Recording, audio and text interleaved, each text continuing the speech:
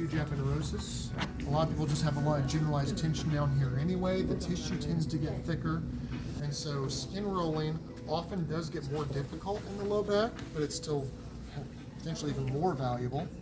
You can skin roll along muscular lines, but you don't have to because we're talking about the superficial connective tissue.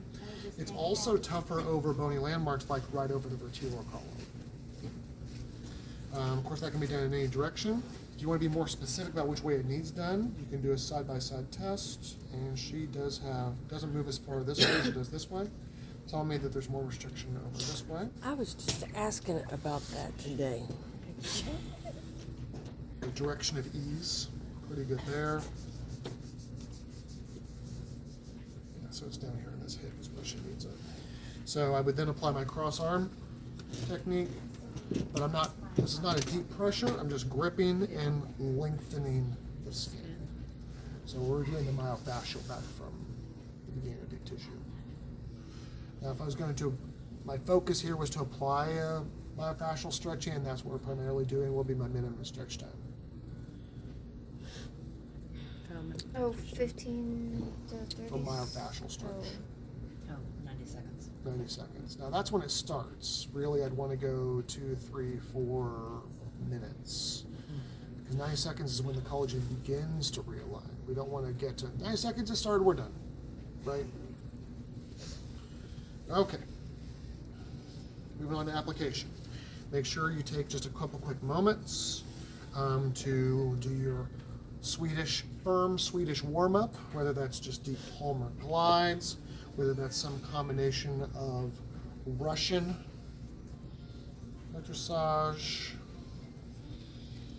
Of course, we are going to do some laminate groove stripping because we always do, but it's going to be even more important along this lumbar region. As we separate spinous process on one hand, soft tissue on the other, both the erectors, but also that's going to be essential for the QL attachments between the rib and the iliac crest. I'll address them more at work. Why don't I remember any of this when I was on the table a minute ago? You're asleep. The iliac crest is right here. If my finger's that crest, I'm going to line my fingers above it, superior to, and then strip laterally. I'm not behind it, I'm superior to when working the attachments. Notice this hand, the fingers, everybody's fingers are not the same length. So this hand, I'd have to do some weird wrist thing. This is the hand I'm going to use because it aligns best. If you've got a different finger length, your angle might be slightly different. Like I think Tara's got, yeah. So no difference in length of fingers. The angle, whatever, but you're going to lay it at whatever angle it is to keep it aligned. This other hand comes over for strength, press in the bone, and just drop my weight, pouring in. Just right there, that's a nice deep stroke that actually feels pretty good, but has high therapeutic value. Follow the iliac crest as far as enough as you can around without pinching their tissue against the table. Coming back and start at the same place, but now I'm doing plus minus, which is up, up, over, over, which is friction, friction, cross fiber, cross fiber. Looks like this, up, up, over, over. Working my way along the entire iliac crest, again, as far as I can go without pinching them against the table.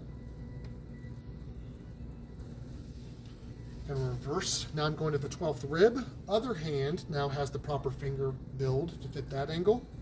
I'm not on the bone, I'm right under the bone. Support with the other hand, friction that line. And as I do that a couple times, it starts to turn red because I'm causing therapeutic inflammation. Friction that guy as well. That's for the 12th rib QL attachment. I can continue frictioning following the rib cage for the external, internal, and transversus. Internal, obliques, and transversus. For the bellies of those muscles, internal, external, oblique, and transverse, you can do a little V pull. A little more motion there.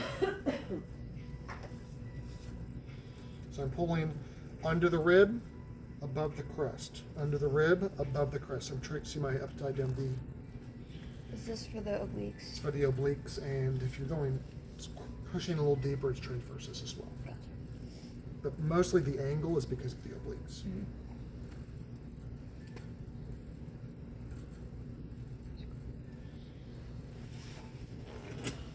Once you've got both sides warmed up, you can glide the thumbs down the lamina groove until they hit the SI joint, and I'll kind of pull her straight tight so you can kind of see. Yeah. My thumb is a lot higher on Tara's side. Number one, I haven't warmed that side up. But if I had warmed them up and it was still that high, I would release my pressure from Elena's side, maintaining the pressure on Tara's, applying that thick centrifugal effect to try to even out the soft tissues at that joint.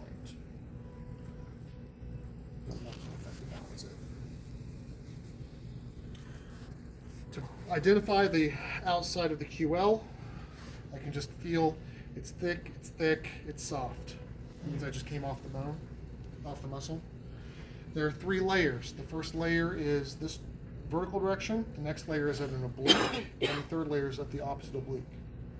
So I stand near the head to strip the first direction, going from rib directly to hip.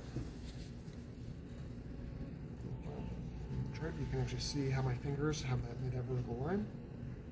Next, my direction, I stand at the shoulder, goes from rib to lumbar at an oblique angle.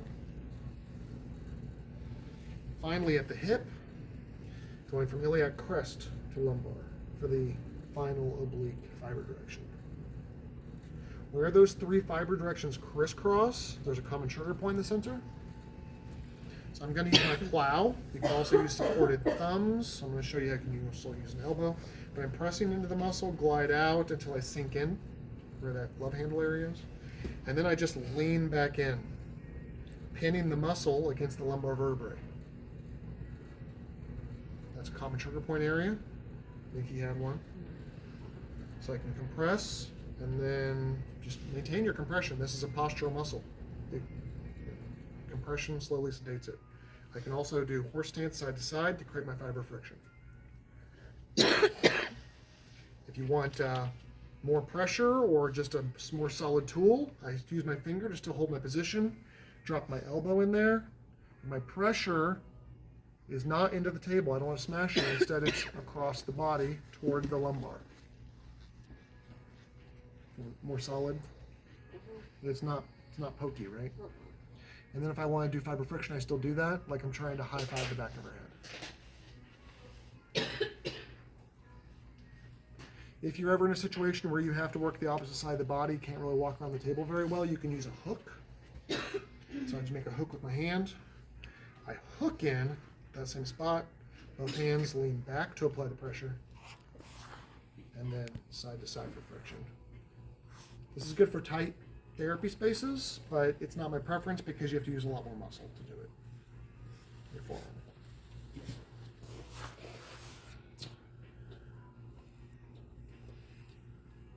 I think that's it. That's it. Anything I missed? Okay.